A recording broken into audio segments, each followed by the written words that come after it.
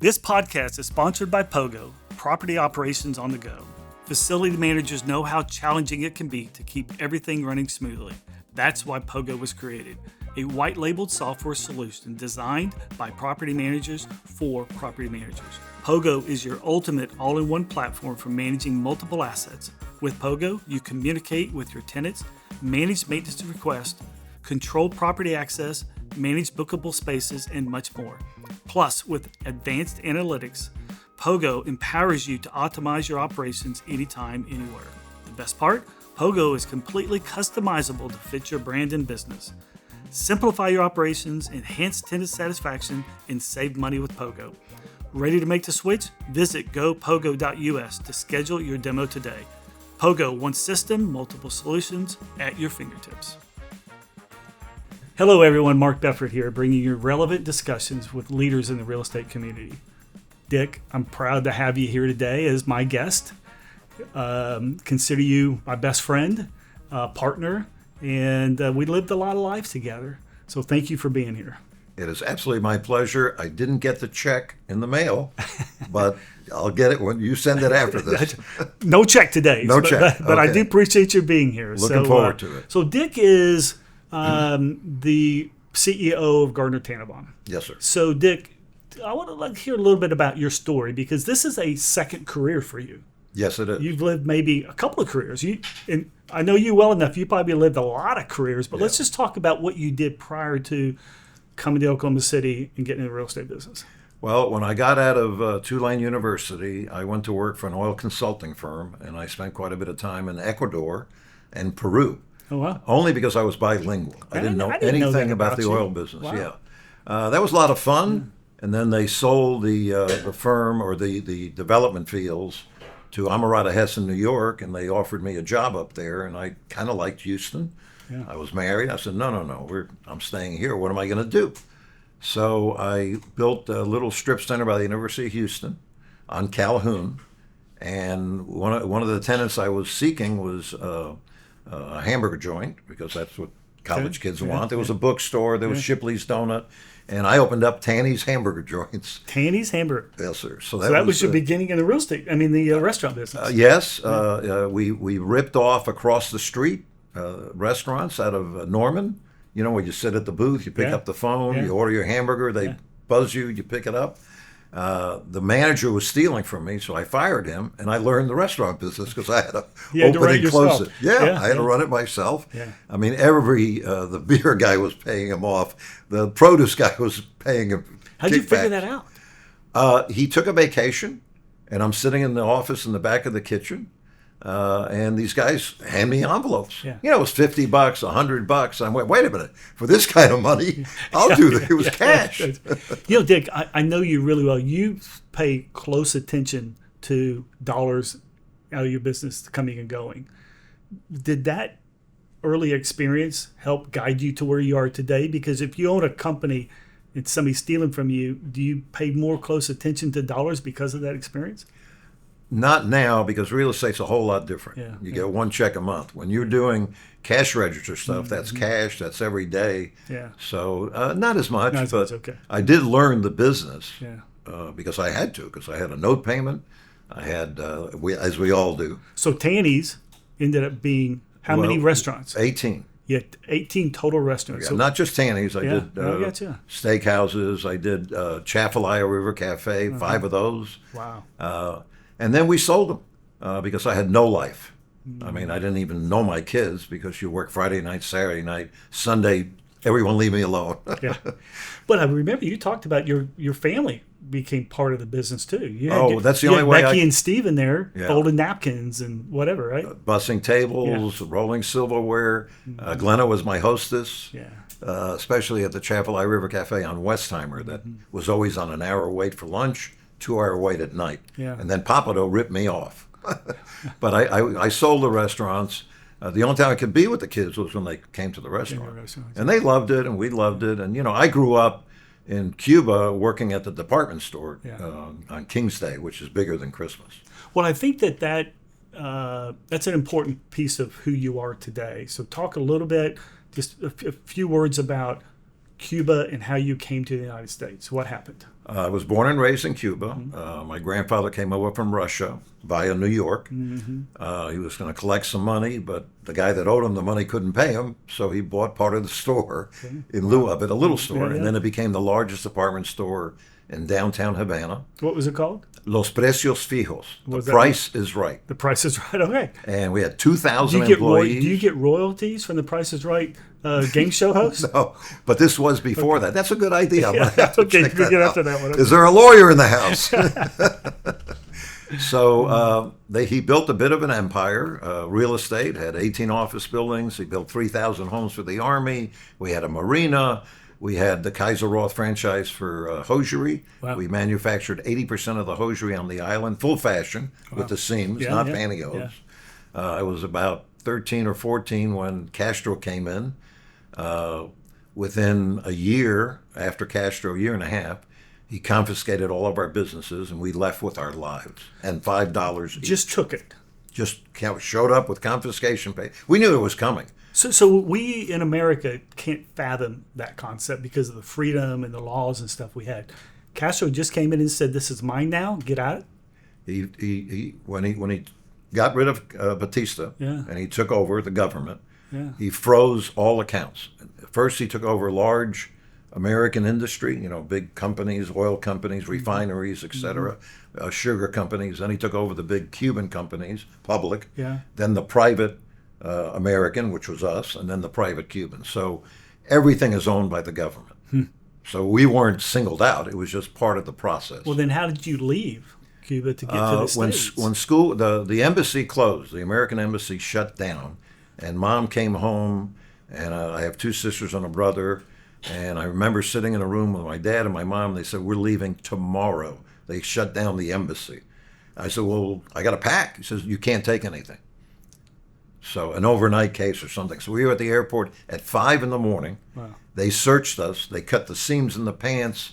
They did some body searching, looking for dollars. Wow. We got to Miami about 1 o'clock. Very quiet on the flight. Everyone got off the plane. I looked around. To me, it was an adventure. I was 14. Hey, we're going to Miami for the summer. This is great. My dad stayed back because they didn't confiscate all of the businesses. My dad, my grandfather, grandmother, and my uncle stayed back till October. We left in July. When we got to the airport and we landed, they got off the plane, and all these people started kissing the ground. And I said to my mom, "What the hell are they doing? It's dirty." She says, "This is freedom." Wow. And I really... Wow. Oh, that's man. amazing. It's amazing, Dick. I live that not every day of my life, but right. When I look at what's going on in this country right now, I think back about the freedom that they have to do these things, to say what they say. Well, and in that, if you think about it, that's why so many people want to come here, because of what we are, what America represents. And I think you're a great example of that. Legally. Yeah. No, legally. Right. When I turned 18, I had to say, am I a Cuban or am I an American? Wow. No choice. No choice. Okay, so let's fast forward. Sure. So you're in Houston. You sold all your restaurants. Right, 97. 97. You moved to Oklahoma City. My father-in-law had been building smaller industrial properties here, FedExes and Uniroyal tire distribution, little centers. And he says, something's happening in Oklahoma City. They passed this MAPS deal, this penny tax. He explained it to me. Because we came here like Thanksgiving and we'd come for Passover. I'd drive up 7 hours. We'd stay with the mother-in-law because they were divorced, all this kind of stuff. And I kind of liked Oklahoma City, but, Bricktown was horrible.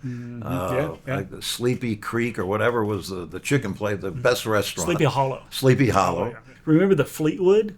No. The pepperoni sausage pizza from the... Oh, yes. So, what was the question? So you came here in 97. Got in the real estate business. I went to work for my father-in-law at $1,100 every 2 weeks. We sold jewelry. We sold paintings. And you're walking on tall cotton with the $1,100 every 2 weeks. Oh, I'm telling you, man. And that was gross. But I immediately realized that based on my experience in Houston, there was phenomenal land at low prices available on freeways, on walk and don't walk, on I-40 and I-35. So you're from Houston, right? You're born in Cuba, come to America. and you're in the restaurant business in Houston. You come to Oklahoma City. You don't know anyone. Right. What were you thinking? How hard was it to really get moving and get some groundswell in Oklahoma City? Well, through my father-in-law and through one of Glenna's schoolmates from Cass City, Bill Warner, Oh yeah, yeah. I spent the first 6 months that I was here meeting every single real estate lawyer, every single title company, every single real estate banker, every single real estate broker, lunch, breakfast, coffee. I attended everything to get the lay of the land. Yeah. One of my biggest challenges was figuring out east and west because I grew up left Yeah. and right.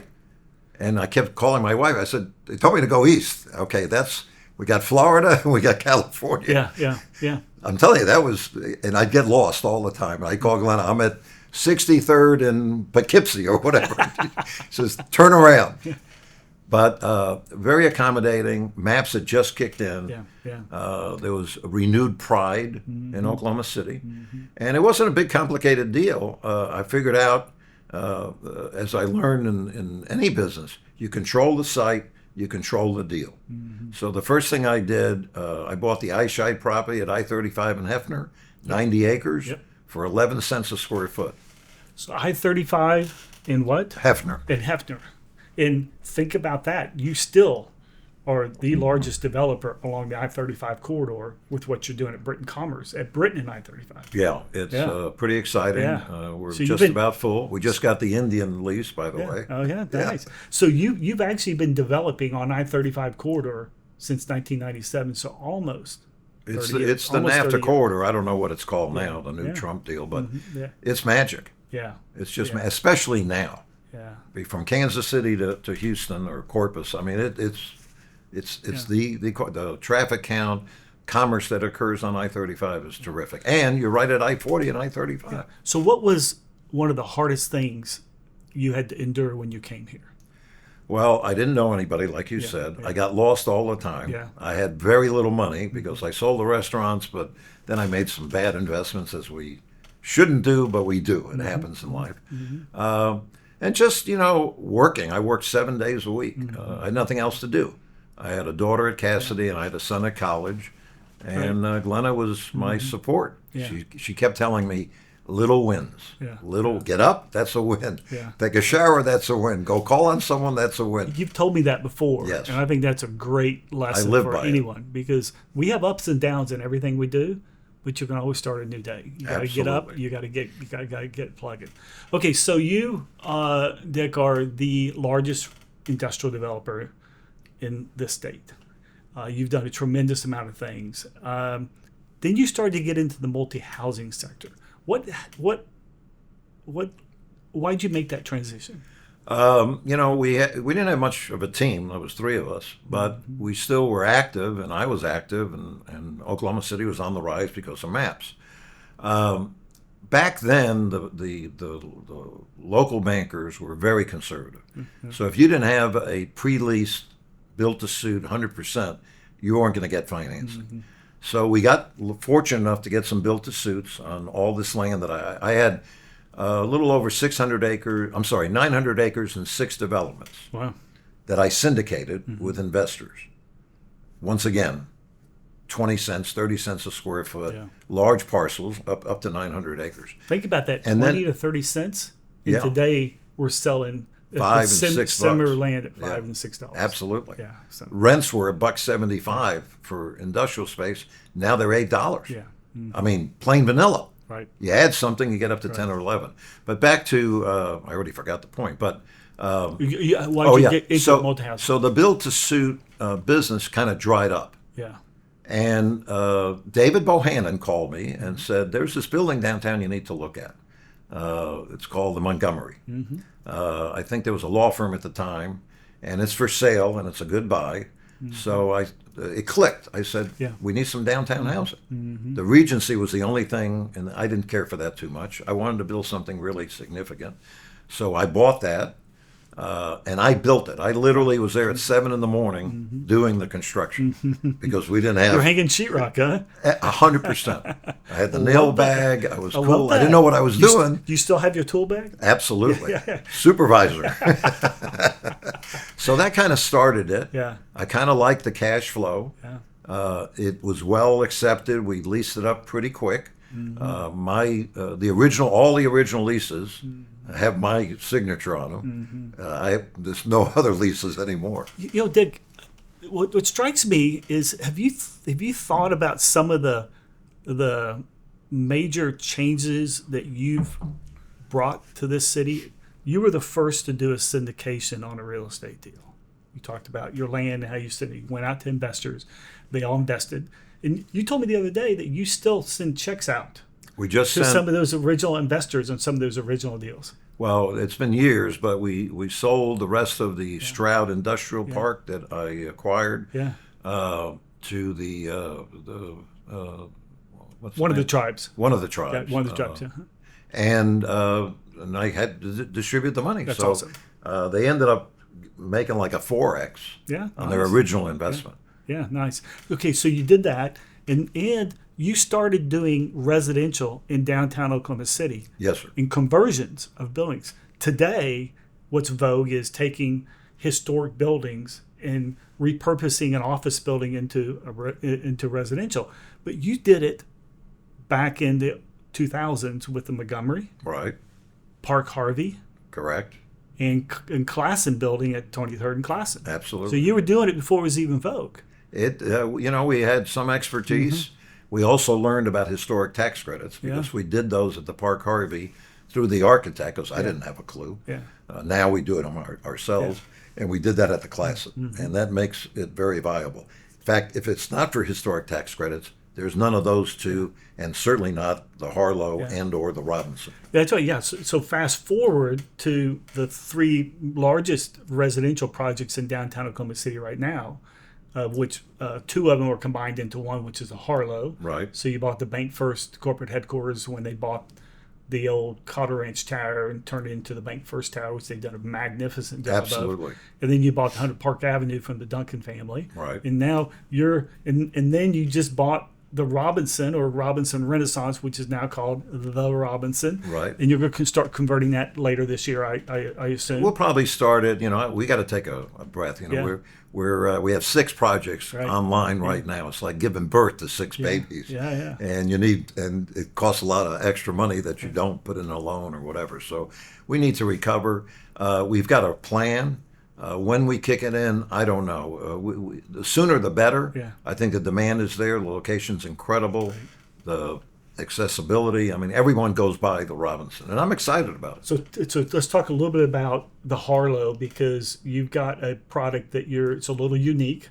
So talk about some of the amenities that you have in there and really kind of the environment that you're creating, which is indicative of where the world is today. It's about how you create experiences within a real estate that then attracts folks. If it wasn't for First National, there wouldn't be any Harlow. Okay. Gary Brooks did a magnificent job converting the old First National into apartments, hotel, restaurants, retail. And at the end of the corridor, I kept seeing these 2 buildings. They're 1920 edition. They're historic tax credits. That's a key. That's 40% of your hard cost construction that you can sell or keep as tax credits. So that makes it the economics work. Well, but that coupled with assistance from the city through TIF, correct? Absolutely, Yes, and that's on the property taxes. Yeah. That allows your NOI so you can get more proceeds on your loan. Right. That's right. So First National kind of kicked it in. I live downtown in this phenomenal City Place building on the 29th floor. Who developed that? I think it was Mark Beffort. I'm my not gosh, sure. it was. Yeah. And that was pretty gutsy because he bought a kind of a crappy old building for very little money, $4 or $5 million, and you spent $20 million fixing it up. As I tell people, we bought it for $13 a foot, and we paid $13 a foot too much. Because by the time you renovate these, but what we wanted to do was create a high-end, high-rise, and to prove to the city that it works. Yeah. And you've done that through your other residential projects. So get back to the amenities. So at the Harlow, first of all, it's exquisite. It's the lobby of the old Bank First building is untouched. Yeah. Of course, we enhanced it. The amenities include everything you can think of, from a little doggy spa. I mean, we spent a lot of money in there, and it's got the collars and the washers and the dryers, all that kind of stuff. We have a bowling alley, 4 bowling lanes. We've got. Where's that located, in the basement? In the lower level, Lower level. Mr. Beffort. Okay. We don't I'm call them sorry. basement Okay, because we lower have level. apartments in the lower level. Low level. Okay, So got if it. you're marketing and you're selling, it's lower level. Okay, got it. And I have to train my whole team, especially the construction. Hey, you're going to the basement? No, you're going to the lower level. Okay. We got fitness centers. We have a cigar area. We've got a bar area. We've got dining rooms. We've got That's awesome. WeWork areas. That's what we call it. I don't know. I haven't come up with another name. By the way, we worked kind of defunct. You know? I know. Well, whatever you call it, workstations. Yeah. So anything and everything that the young guy, young woman wants, where they don't have to leave. Yeah. And the best amenity, the biggest amenity, is First National, Right. because it connects. It connects on the lower level, and it connects on the retail level. On the retail level. We also are getting ready to open Starbucks. 5-1. Congratulations on that. Thank you for that. My pleasure. It's going to do fabulous in downtown Oklahoma City. It's a Starbucks cafe. It's 3,000 square feet, which is double the size of their normal. So it'll have more food, more opportunity, a counter, and people to hang out. We got some outdoor seating. So we're excited about the whole project. We started touring Wednesday. Today is Friday. We've already got 11 leases. Do you really? And we have 160 people that want to tour. So you have 160 tours. How many total units do you have in that project? 265. 265. So you've already leased 5% of your units, and you have another 60% in people that are wanting to tour. And we're What's your the conversion? move-in date is June 1. So we've got all of April and May. So what's your conversion rate? When somebody that tours, how often does that result in a signed lease? You know, the hit percentage is what we call it. I don't have one there yet. Okay. But in your typical apartment, What amazes me is the credit. People are not we used to be 3, 4 out of 5 once they applied, and they're down to 2 or 3 that out are of actually 5. qualified to actually pay rent. Yeah, that's an interesting point. So, that's So you have to see more people yeah. to get. You know, it's just numbers. So in the past, you may have 4 out of 5, and now it may be only 2 or 3 out of 5. Yeah. We just opened up Westgate Park Apartments at Reno and Sarah, 444 apartments, and it's 2 out of 5.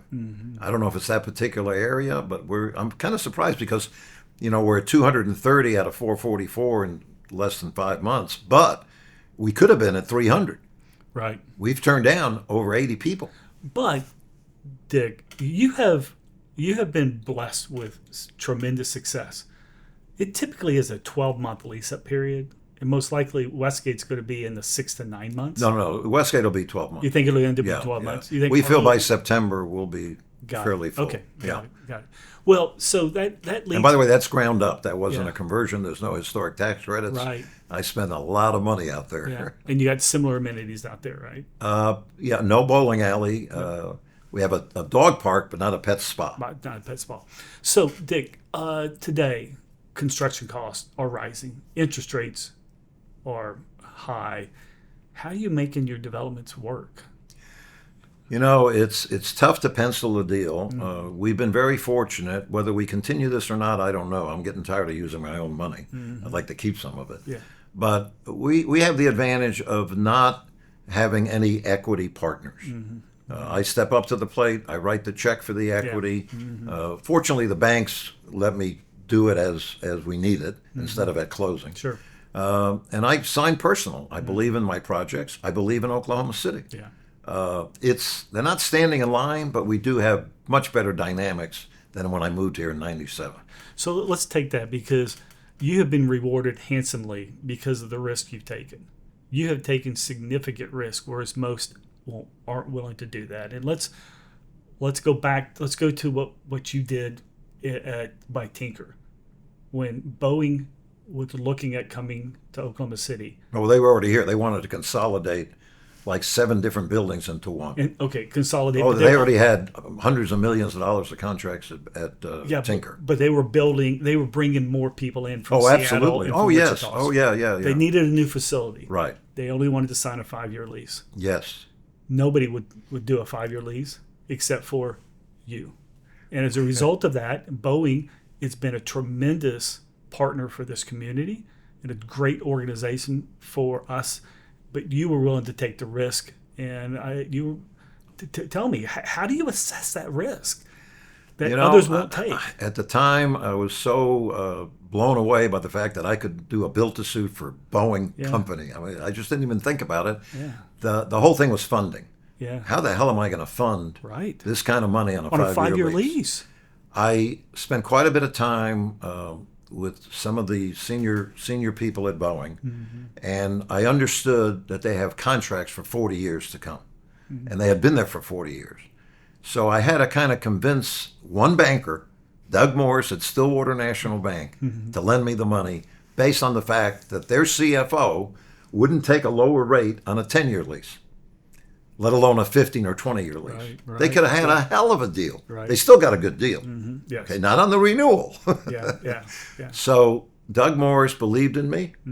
He even said to me, "You don't need Justin, my father-in-law, to co-sign. You're Good. This is a good deal. Great. We'll make it happen." That was phase 1.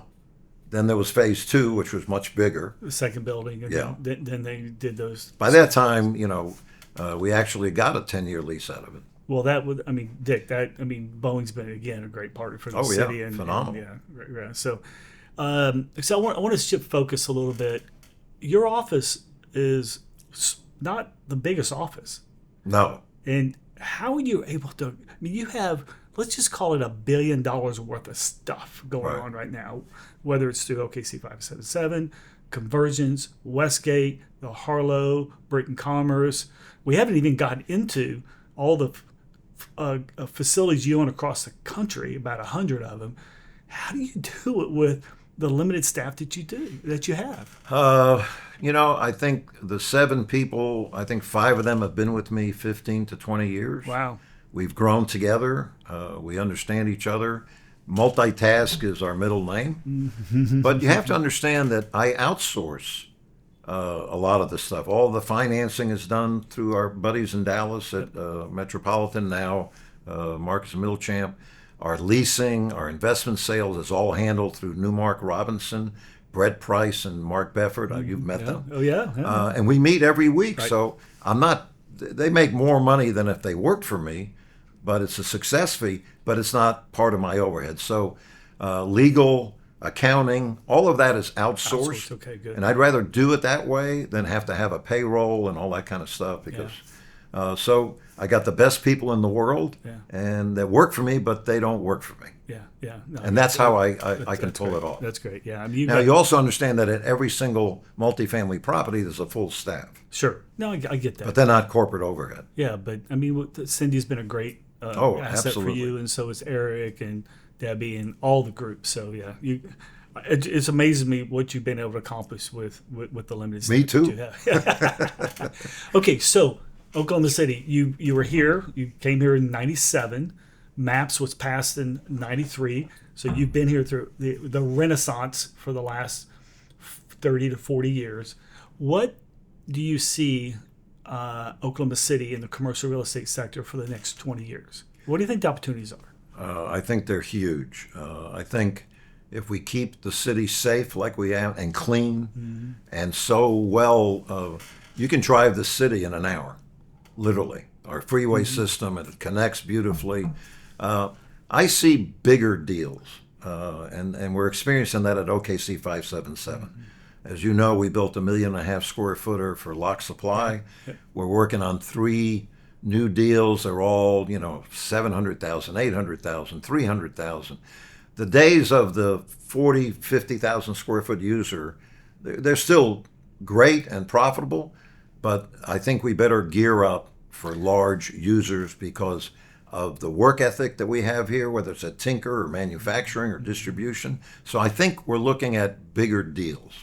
Well, I love your comment. We used to build build 100,000, 200,000 square foot. Now we're building a million Right, footers. right. It's incredible. That's where we are today. Yeah. And do you think that the I-35, I-44 corridor, the central of the United States, is that a key factor for some I think of it's that? magic. Yeah, yeah. I think it's magic. Yeah. So, okay. So financing is brutal today, and it's hard. We have great relationships with a lot of banks, but where the interest rates are, and how we have to structure things. If you think about what we had to do on the convergence, we have 8 different financing sources to put that project together. Is that do you think that's going to be a hindrance for us to continue to grow with that financing? If you got something in the air right now, keep it. Yeah. Because the costs are not going to come down. Interest rates should, but not like they did. Right. So you're going to have to pencil it different. I think I mentioned earlier that the first lease I did on a warehouse was $1.75 a foot. Mm-hmm. Now we don't even sneeze if it's not $8. Right. So the same thing is happening. I think the chamber publishes a per capita income study, and I looked at the one for the last 10 years, and we're up 40%. Mm-hmm. So everything is rising. We're still way under Dallas and other places, Right. so we're very affordable. Mm-hmm. And it was another thing I saw in the paper a few weeks ago. In fact, Todd McNeil showed it to me, where the net influx from Texas is bigger in Oklahoma than it used right. to be the reverse. Mm-hmm. So there's a lot of attraction to Oklahoma City, and it's a tremendous wealth opportunity for young people. Yeah. You can make a difference here still. Yep. So what are 3 challenges we have here in Oklahoma City? I'm sure there's several, but give me 3 of the top challenges that we face for the next 20 years here in Oklahoma City. Well, on the funny side, it's having good escalators. Oh, Dick! I called you yesterday and said you didn't give me any love. I know. I fixed the escalators. They're back up. I was just kidding. Awesome. I know what you do. I love it. I think, as I mentioned and got in trouble for it, but workforce education is key. And I'm not talking college and all that, which is also good, but our VOTEC system, we really need to implement it and get these skilled people in manufacturing and Right. out at Tinker and all over. So that's we don't have the workforce that we probably are going to need for these larger deals. The other challenge, we're kind of running out of dirt for industrial. And the biggest challenge is just getting stuff built because the cost. And there's a whole bunch of people that are now back in the oil fields. So the tape and floaters and the painters and the sheetrock and the millwork guys, they're back in the oil field. Yeah. They went there once, they came back. Their skill level wasn't that great, so you had to pay extra for supervisors because the tenant, whether it's at an office building or a retail space, they just look at the finish. They don't know what's behind the wall. Yeah. So you got to make damn well sure that skilled guy is painting it right and tape and floating it and doing all the millwork right, because that's what people react to. Yeah. How do you ensure? So you come up with a concept on a development, and you design it, and then you get a contractor in, and then you build it. How do you ensure that contractor is actually building what's on those plans and not cutting corners to as they build it to save a little bit of money, but still bill you for as if they didn't? We track it pretty carefully, but I will tell you that over the last 15 or 20 years, we've used pretty much the same subs. Mm-hmm. Not necessarily the same GCs, but we end up with the same subs. And the main ones, MEP, mechanical, electrical, plumbing, the same concrete guys, the same steel guys. So that ensures success because we're kind of a team. Yeah. They benefit, I benefit, we both profit. Yeah. But Eric does a terrific job, and we have 2 or 3 other people that get involved in every project. In construction. The architects. So we watch it. We watch it real carefully. Those draw statements are the Bible. Yeah. So what's next for you, Dick? So you and I have had some pretty deep conversations. You've gone out and done a lot of different things. You're now going back and focusing on your core business, which is multi-housing and industrial. What's next for you? We'll keep developing. I got this great team. I'm getting a little bit older, so I'm trying to figure out succession and who's going to take my role. I've got some pretty good, strong possibilities. Yeah. Nothing to announce at this point, but Yeah, I am yeah. searching Yeah. and have found the right individual to step in my shoes because I want to keep it going. I'm not going to retire, but I don't want to be as active. The other thing that I'm probably going to change is the financing structure. I really, really want to keep my liquidity. So we might be bringing in some outside investors Yeah, right. if it pencils. Yeah. It's tough to pencil a 7-8% interest rate and a 7-8% pref return to investors. It's hard. It's hard because It really you do is. you do have ups and downs. And Well, and then I got what's left for me. right. The investors get the money, the bank gets the money. Yeah. Where's little Dickie Tanenbaum? Yeah, Dick, you're 78. Yes, 78. I look good, don't I? Oh, you look really good. You look really good. So, but I mean, I can't. I mean, your mind hasn't lost anything. I mean, I'm with you. I talk to you almost every day, and I'm Well, with Bill, you. that's nice of you to say. You're so funny. But you got you got 20 years left in you, buddy. I'm not going anyplace. Yeah. I just, it's time. Glenna, my wife of 48 years. Oh, she put up with you that long? Oh my God, we're still in love more than ever, really and truly. It's a cycle. You have ups and downs, just like real estate. But we're at a big high point right now, so we want to do some traveling. Yeah. She loves our home in Cabo, and she wants to be there a lot. So that's pulling me away. And if I can't be here and pay attention to projects, then I have to have someone that will. So, do you ever regret moving to Oklahoma City? No way in the world. I did not like Houston.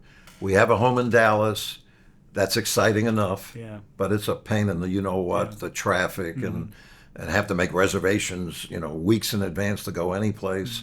I love Oklahoma City. I love the people. We got the nicest people in the world. But our mayor, our city council, our public works department, the permit people, the inspectors, everyone's kind of on the same page. And that's very invigorating, reinforcing, and it makes you want to really do good work. Yeah. And the whole community. It's a proud, supportive community. Okay, so shifting focus. Yes, sir. To most people don't know, but you own 100 plus or minus government occupied facilities across the United States. We have 105 GSA buildings, every agency you can think of, IRS, FBI, DEA, VA, Social Security. My daughter runs that out of Dallas. Okay. As well as our management company that we sub out in Chicago that are specialists in GSA contracting or whatever. They're in 26 states. Oh. They are government. We bought them over a 7-year period, 97% renewability. And then 5 weeks ago today, we got termination notices from Dodge. How many? We got 7. 7 out of 105? Yeah. Okay. We got 4 back. Okay. The wheel that squeaks the loudest gets the grease, and I squealed like a squealed. stuck pig. And I lived and breathed it, and everyone in our group, that's all we did for 2 weeks. Yeah. We got after it. Congress people, senators, lobbyists, lawyers in D.C. I just wasn't going to take it. It didn't make sense. Yeah, right. So we're down to 3. So what Doge has done, and I read Elon Musk's book, they just took everything out.